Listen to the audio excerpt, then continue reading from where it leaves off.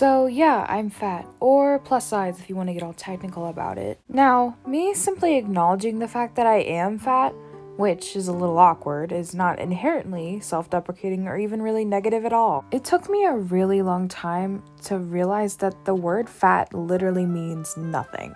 Fat is neutral. It's just a descriptor.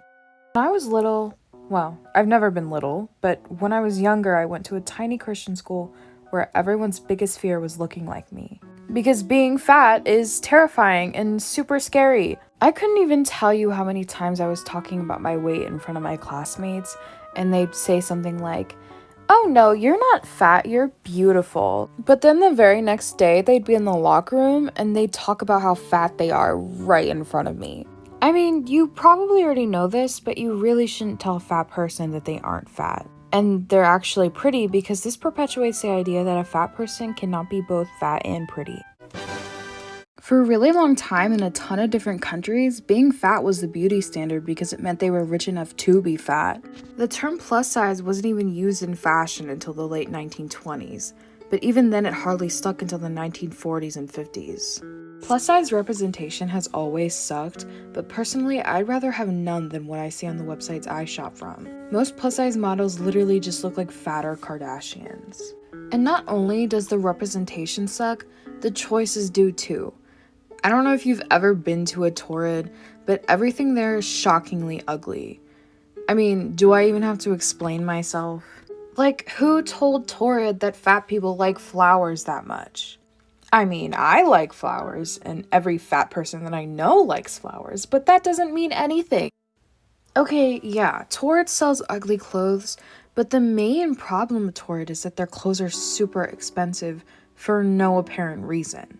It's really difficult for a fat person to buy clothes that are 1, not ugly, 2, not expensive, and 3, ethically sourced.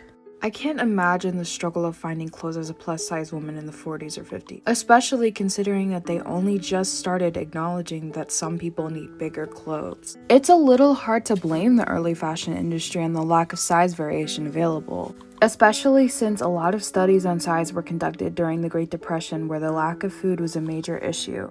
But you wouldn't think it would take them literally never to figure it out.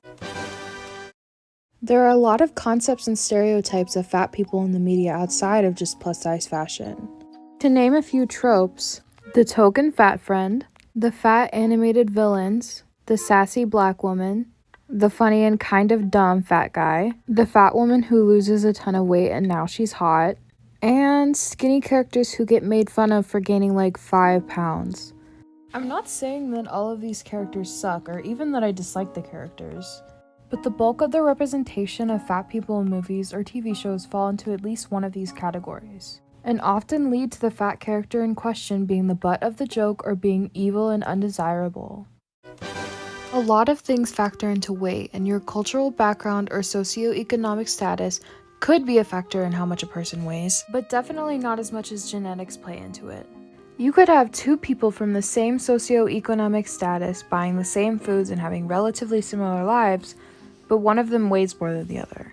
A lot of fat people don't really do anything to be fat, like the media says they do. Maybe they just had a baby, or they're in a tough spot financially and can't afford healthier foods. Or maybe they have a health issue that's keeping them at a higher weight. My point is, you never know someone's circumstances, and shouldn't be too quick to judge on someone's appearance. Even if they don't have a reason to be fat, you don't have to tell them that they're gonna get heart disease or something, cause they probably already know that.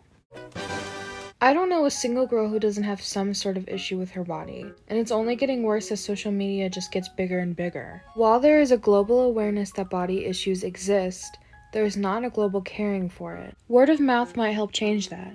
As one person, there's not much I can do to help stop body image issues alone, but spreading awareness in large numbers and by talking about it and lifting people up maybe could help. Just like I'm doing right now. Well, not really, it's a cartoon version of me talking about it.